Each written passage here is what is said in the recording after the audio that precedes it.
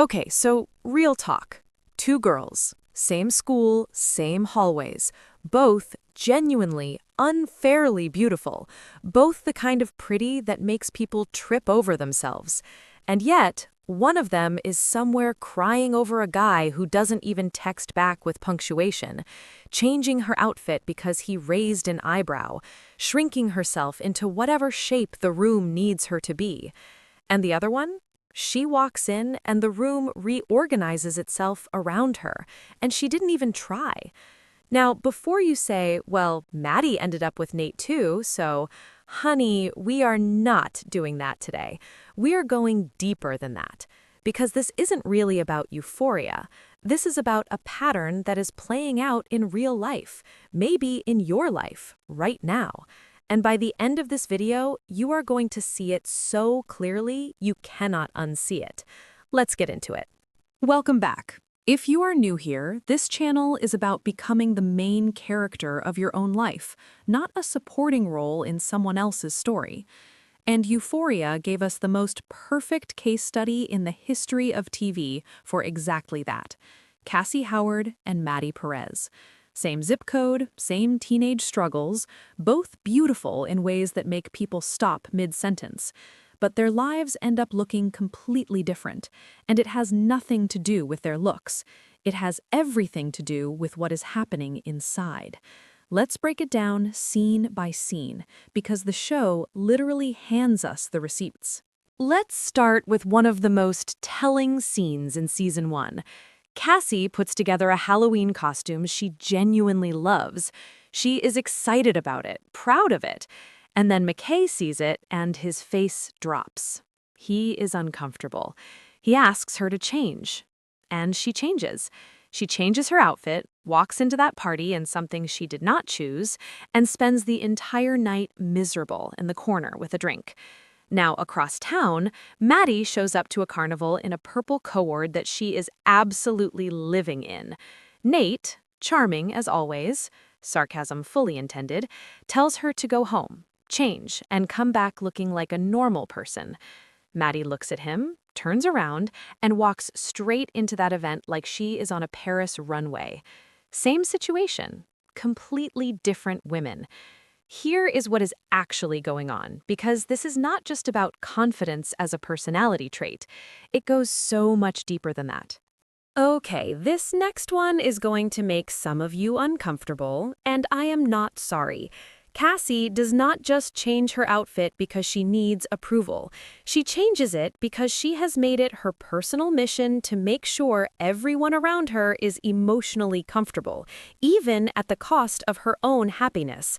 McKay is insecure about her style. She fixes it. His insecurity, her sacrifice. Daniel tells her he likes her. She tells him she has a boyfriend.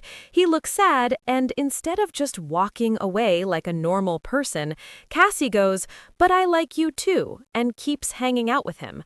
Girl, why? She sees someone feeling something uncomfortable and she immediately jumps in to take that feeling away. In every single relationship. It looks like love, it feels like love, but it is exhausting, and it trains people to hand her their problems because she will always pick them up. And here is the cruel irony. People do not respect you more for this, they just take more. Maddie genuinely loves her people. The way she shows up for the ones she actually cares about is real and it is beautiful. But she does not perform emotional management for people who are using her softness as a convenience. She lets people feel their own feelings.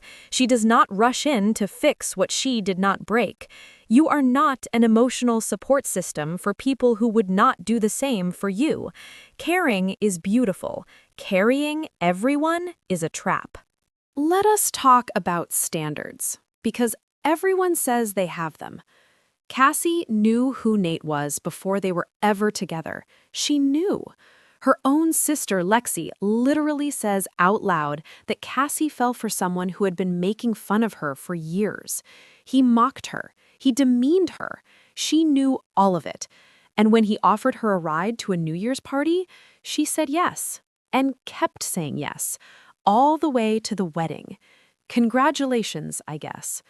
Now, listen, I am not here to pile on Cassie because honestly, her arc is heartbreaking and it makes complete sense given everything she went through. But what this does is send a signal to everyone around her. No matter how you treat me, I will still choose you. And when people know that, they stop monitoring how they treat you.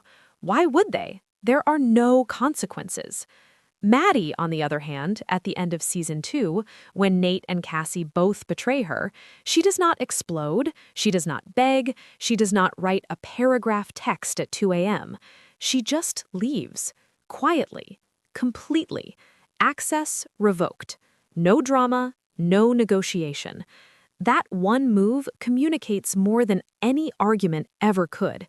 It says, if you hurt me, you lose me. And people in her life, even Nate, who is genuinely terrible, know that. That is why he shows up with flowers and real dates. Not because he is suddenly a good person, he is not, but because he knows Maddie's bar exists and she will enforce it. A standard you do not enforce is not a standard. It is just a preference you are willing to ignore. And people can tell the difference. This next part is my favorite, and it is hidden in the very first shots of season 2, which honestly feels like the writers were just showing off at this point. Maddie's first scene of the season, she is walking down a school hallway. Straight posture, deliberate steps. She knows exactly where she is going, and she walks toward it like the hallway was built for her specifically. Cassie's first scene, she is stumbling around a gas station in heels, wandering the snack aisle, picking up a candy bar, putting it back, grabbing something else, not choosing, just reacting to whatever she bumps into. The symbolism is not subtle, and I love them for it. There is a psychological concept called locus of control, and this is actually really useful, so stay with me. If you have an internal locus, you believe your choices shape your life. You make decisions on purpose. You take ownership. If you have an external locus, you believe life just happens to you.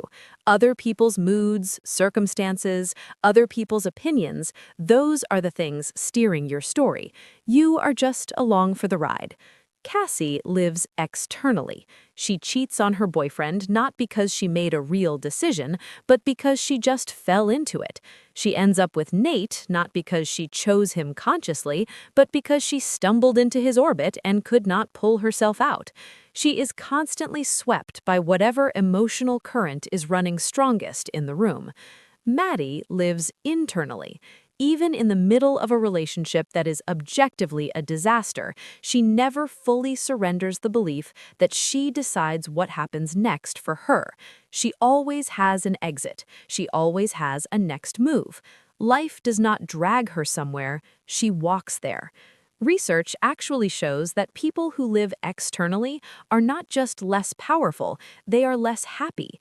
Because when you believe you cannot control your own life, everything feels like it is happening at you all the time. That is exhausting. Start making one intentional choice a day, a small one. What to wear, who to respond to, what to spend your energy on. Intentionality is a muscle, and you build it exactly like one, slowly, repetitively, until it becomes automatic. So here is the real summary. Cassie and Maddie are not opposites. They are two versions of what happens when a woman who has been through real pain either turns that pain inward, letting it make every decision for her, or decides, slowly and imperfectly, that she is still the one holding the pen. Cassie is not the villain of her own story. She is someone who never got taught that she was allowed to take up space without earning it first. And that is genuinely heartbreaking. But you are watching this video, which means you are already doing something Cassie never quite managed. You are looking at the pattern and asking if it belongs to you. So ask yourself honestly, are you changing your outfit for someone who did not even ask nicely? Are you carrying bags that were never yours to pick up? Are you tolerating things because you are scared that holding a standard means losing someone? Are you stumbling through the snack aisle, just grabbing whatever you bump into? Because you do not have to be. You are allowed to walk down the hallway like you built it. Drop a comment and tell me which part of this hit closest to home. I read every single one. Like this video if it gave you something to think about, and subscribe if you want more, because we go deep here, always.